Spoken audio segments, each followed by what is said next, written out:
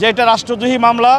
এই মামলায় সাজা হচ্ছে যাবজ্জীবন এবং এই মামলা বর্তমানে তদন্তাধীন রয়েছেন। অনেক কিছু তথ্য উদ্ঘাটন হবে। উনি বিজ্ঞ আদালতের এই সাবমিশন দেওয়ার কারণে বিজ্ঞ আদালত তার জামিনের মিসকেজ যেটা করেছেন সেটা নামঞ্জুর করেছেন, অর্থাৎ আসামির জামিন নামঞ্জুর করেছেন। পরবর্তী যদি ওনারা সংক্ষুব্ধ হয় আদালতের আদেশে, তখন ওনারা উচ্চ আদালতে মহামান্য হাইকোর্টে জামিন শুনানি করতে পারবেন। অপূর্ব শরণ দাস সহ 10 জন লয়ার আজকে ঢাকা থেকে আসছিল। ওনারা শান্তিপূর্ণভাবে সুষ্ঠুভাবে ওনাদের আসামি পক্ষের বক্তব্য তুলে ধরেছেন।